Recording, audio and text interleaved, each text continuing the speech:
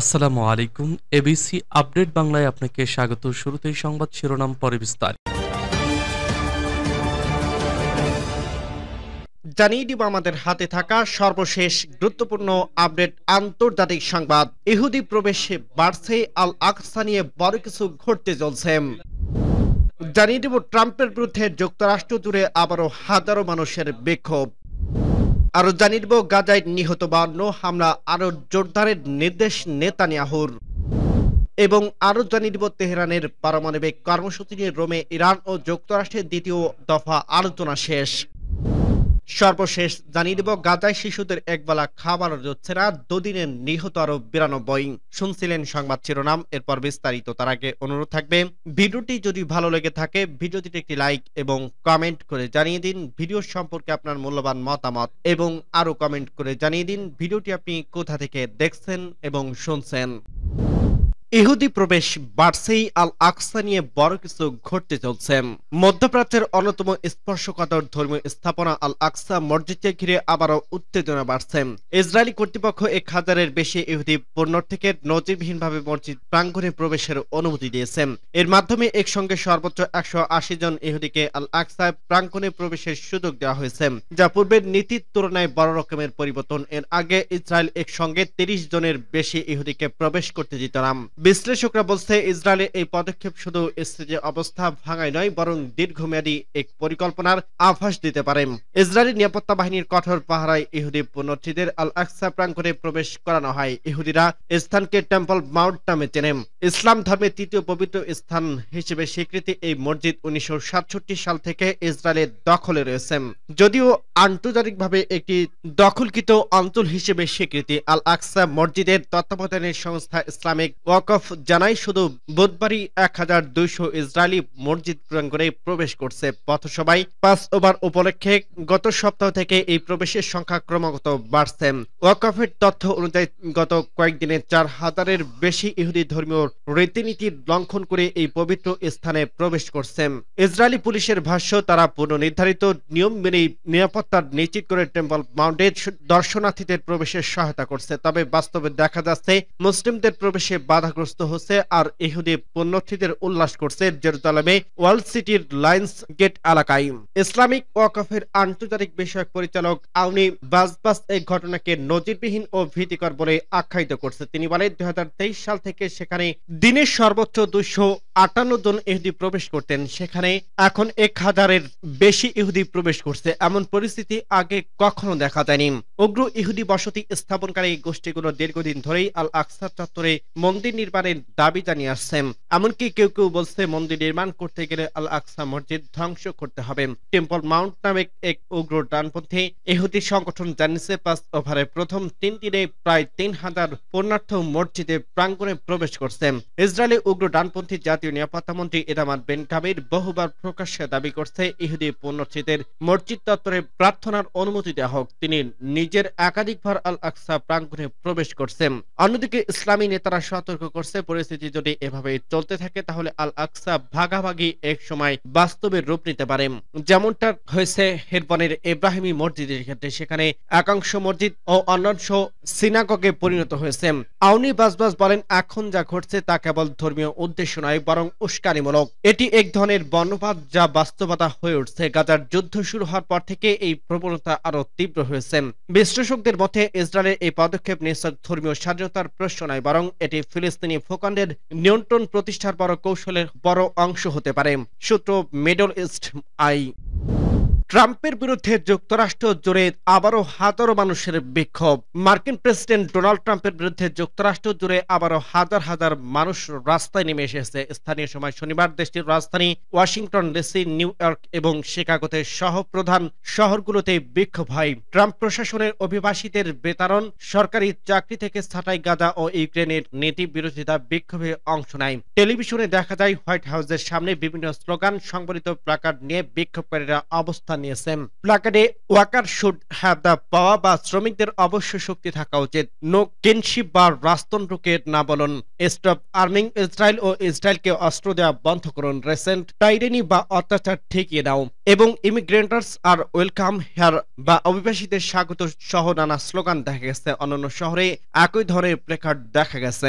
বিভিন্ন শ্রেণী পেশার মানুষ স্থানে বিক্ষোভকারীদের অভিবাসীর সমর্থনে এবং ট্রাম্প প্রশাসনের অভিবাসীদের বের করে দেওয়ার বিরুদ্ধে স্লোগান দিতে দেখা যায়। যেসব বিশ্ববিদ্যালয় ট্রাম্প প্রশাসনের তহবিল কমিয়ে বা বন্ধ করে দেওয়ার হুমকি আছে, বিক্ষোভকারীরা তাদের প্রতি সংহতি জানিয়েছেন। হোয়াইট হাউস এর কাছে লাফাইট স্কোরে এক বিক্ষোভকারী বলেন, ট্রাম্প ও তার প্রশাসন অভিবাসীদের বের করে দিতে যুক্তরাষ্ট্রের আইন ব্যবহার করতে শুরু করছেন। এই অবস্থায় প্রতিবেশীদের বাঁচাতে আমরা নেটওয়ার্ক ও প্রতিরোধ ব্যবস্থা গ্রহণ করার চেষ্টা করছি। কোন কোন বিক্ষোভকারী ফিলিস্তিনি পতাকা ওড়াতে এবং ফিলিস্তিনি রোমান ক্যাফিয়ের গলায় জড়াতে দেখা গেছে। তারা ফিলিস্তিনিদের নির্বিচারে হত্যার প্রতিবাদ জানায়, অনেক ফ্রি প্যালেস্টাইন বা ফিলিস্তিন মুক্ত বলে স্লোগান দেন। বিক্ষোভকারীদের কাউকে কাউকে ইউক্রেনের পতাকা বহন করতে দেখা গেছে। তারা রাশিয়ার প্রেসিডেন্ট ভ্লাদিমির পুতিনের প্রতি আরো কঠোর হতে ওয়াশিংটনের প্রতি আহ্বান জানান। গত জানুয়ারিতে ক্ষমতা গ্রহণের পর থেকে গুরুত্বপূর্ণ নীতি গ্রহণ করছে ডোনাল্ড ট্রাম্প।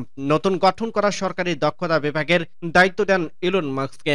এরপর থেকে তার দল কেন্দ্রীয় সরকারের 23 লক্ষ কর্মচারীর মধ্যে 2 লাখের বেশি পদ শূন্য রয়েছে। গাজায় আরো নিহত 52, হামলা আরো জোরদারের নির্দেশ নেতানিয়াহুর। ফিলিস্তিনের গাজায় ইসরায়েলি হামলায় গত 24 ঘন্টায় অন্তত 52 ফিলিস্তিনি নিহত হয়েছে, আহত হয়েছে আরো অনেকেই। এমন অবস্থায় গাজায় আক্রমণ আরো জোরদারের নির্দেশ দিয়েছে ইসরায়েলের প্রধানমন্ত্রী বেঞ্জামিন নেতানিয়াহু। রোববার 20 এপ্রিল পৃথক প্রতিবেদনে এ তথ্য জানিয়েছে বার্তা সংস্থা আনাদোলো এজেন্সি এবং সংবাদ মাধ্যম আল জাজিরা।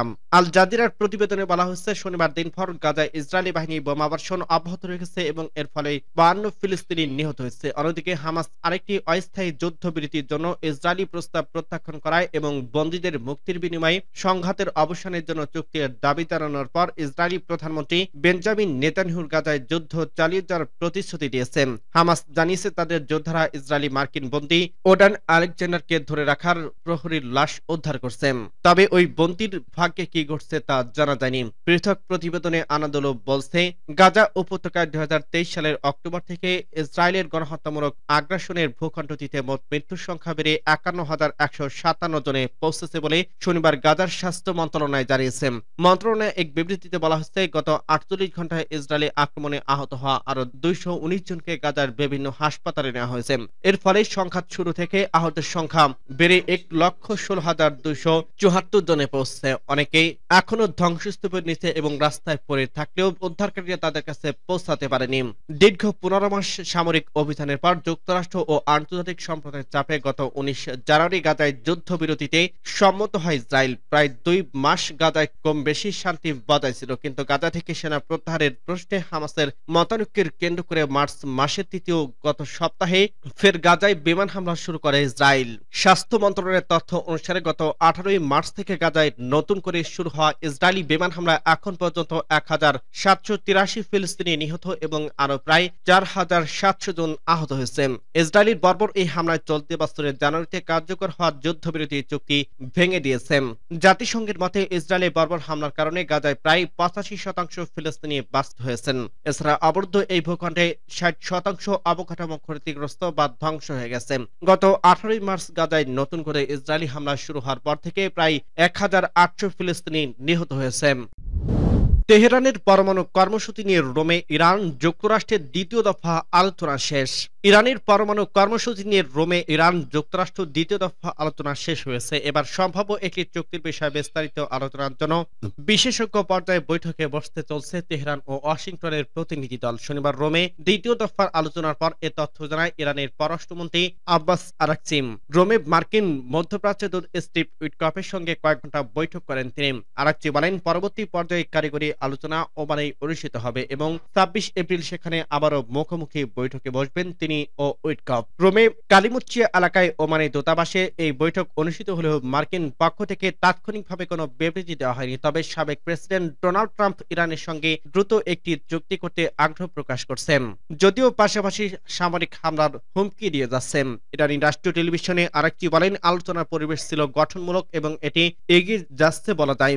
আমি আশা করি কারিগরি আলোচনার পর আমরা আরো ভালো অবস্থানে থাকব। তিনি যোগ করেন, এবার আমরা কিছু মূলনীতি ও উদ্দেশ্য নিয়ে ভালো সমঝোতায় পৌঁছতে পেরেছি। ইরানি কর্মকর্তারা জানান, আলোচনাগুলো ছিল পরোক্ষ, যেমনটা ছিল গত সপ্তাহে ওমানের মাস্কাটে। সেই সময় ওমানের পররাষ্ট্রমন্ত্রী বদর আল বোসাইদি দুই পক্ষের মধ্যে মধ্যস্থতা করেন। দীর্ঘদিনের শত্রুতার ইতিহাস সত্ত্বেও এই আলোচনা নিঃসন্দেহে তাৎপর্যপূর্ণ। 1979 সালের ইসলামী বিপ্লব ও তেহরানে মার্কিন দূতাবাসের জিম্মি সংকটের পর থেকে দুই দেশের মধ্যে সম্পর্ক শত্রুতামূলক। ট্রাম্প 2018 সালে একতরফাভাবে পরমাণু চুক্তি থেকে বেরিয়ে যাওয়ার পর উত্তেজনা বেড়ে যায় এবং তা আজ পর্যন্ত নানা আলোচনা ও হামলার মধ্য দিয়ে চলছে। এই আলোচনার পেছনে রয়েছে মধ্যপ্রাচ্যে বাড়তে থাকা উত্তেজনা, ইরানের পরমাণু স্থাপনা, যুক্তরাষ্ট্র বা ইসরায়েলের সম্ভাব্য হামলার আশঙ্কা রয়েছে। আবার তেহরানেও পারমাণবিক অস্ত্র অর্জনের হুমকি দিয়েছে। পাশাপাশি গাজায় ইসরায়েল হামাস যুদ্ধ ও যুক্তরাষ্ট্রের ইয়েমেনের ইরান ঘুষি হুতি বিদ্রোহীদের উপর বিমান হামলায় 70 জনের বেশি নিহত হওয়ার পুরো অঞ্চলটাই তালমাতাল। ট্রাম্প শুক্রবার বলেন, আমি শুধু চাই ইরান যেন পারমাণবিক অস্ত্র না পায়, আমি চাই ইরান হোক মহান, সমৃদ্ধ ও চমৎকার। গাজায় শিশুদের একবেলা খাবারও জুটছে না, দুদিনে নিহত আরো 92। ইসরায়েলের অবরোধ ও অব্যাহত বিমান হামলায় বিপর্যস্ত গাজা উপত্যকায় ফিলিস্তিনি শিশুরা একবেলা খাবারও পাচ্ছে না বলে জানিয়েছে সেখানে কর্মরত 12টি আন্তর্জাতিক সহায়তা সংস্থার নেতারা। গত বৃহস্পতিবার এক যৌথ বিবৃতিতে তারা জানায়, 18 মাস ধরে চলা ইসরায়েলি সামরিক অভিযান এবং গত মাসে আরোপিত সম্পূর্ণ অবরোধের কারণে গাজায় মানবিক সহায়তার ব্যবস্থা সম্পূর্ণ ভেঙে পড়ছে। এদিকে গত দুদিনে ইসরায়েলি বিমান হামলায় অন্তত 92 জন ফিলিস্তিনি নিহত হয়েছে বলে জানিয়েছে দেশটির স্বাস্থ্য মন্ত্রণালয়। শনিবার কাতার ভিত্তিক সংবাদ মাধ্যম আল জাজিরার এক প্রতিবেদনে এই তথ্য জানানো হয়। গাজার স্বাস্থ্য মন্ত্রণালয় জানায়, প্রায় 18 মাস ধরে চলা ইসরায়েলি নির্বিচার হামলায় কমপক্ষে 51,065 জন ফিলিস্তিনি নিহত হয়েছে। আহত হয়েছে 1,16,505 জন। ইসরায়েলি হামলায় বিধ্বস্ত ঘরবাড়ি ও স্থাপনায় ধ্বংসস্তূপে এখনো 10,000-এর বেশি মরদেহ পড়ে আছে। ভারী উদ্ধার সরঞ্জামের অভাব ও রাস্তাঘাট ধ্বংস হয়ে যাওয়ায় ও অব্যাহত হামলার কারণে অ্যাম্বুলেন্সে পৌঁছাতে না পায় এসব দেহ অবশেষ উদ্ধার করা সম্ভব হচ্ছে না। 12টি আন্তর্জাতিক সহায়তা সংস্থার বিবৃতিতে বলা হয়, ভয়াবহ ও নির্বিচার বোমাবর্ষণের কারণে গাজায় চলাচল অত্যন্ত বিপজ্জনক হয়ে পড়ছে। এই অবস্থায় সেখানে কাজ করা 43টি আন্তর্জাতিক স্থানীয় সহায়তা সংস্থার মধ্যে প্রায় 95% তাদের কার্যক্রম স্থগিত বা সীমিত রাখছে। অক্সফামের নীতি নির্ধারণী প্রধান বুস্তা খলিল বলেন, শিশুরা দিনে একবেলার কম খাবার পাচ্ছে, তাদের জন্য এখন খাবার জোগাড় করা কঠিন হয়ে পড়ছে। তরু শুধু তিনজাত খাবার খেয়ে বেঁচে আছে যারা। অপুষ্টি ও ক্ষুধার্ত অঞ্চলের সংখ্যা ক্রমে বাড়ছে। আন্তর্জাতিক সহায়তা সংস্থা ডক্টরস উইদাউট বর্ডার্সের গাজা উপত্যকায় জরুরি সমন্বয়কারী আমান্টো বাজরুল বলেন, সহায়তা কর্মীরা চোখের সামনে মানুষকে, যাদের বেশিরভাগ নারী ও শিশু, কষ্ট পেয়ে মারা যেতে দেখছে, অথচ তাদের হাতে পর্যাপ্ত সামগ্রী নেই। প্রয়োজনীয় ত্রাণ সামগ্রী ফুরিয়ে আসায় সহায়তা কার্যক্রম চালানো এক প্রকার অসম্ভব হয়ে দাঁড়িয়েছে। তিনি আরো বলেন, একটা মানবিক বিপর্যয়, এটি রাজনৈতিক সিদ্ধান্ত, একটি জাতির বেঁচে থাকার সক্ষমতা এবং স্থগিত আঘাত যা অবরোধ অবাধে শান্তিহীনভাবে চলছে।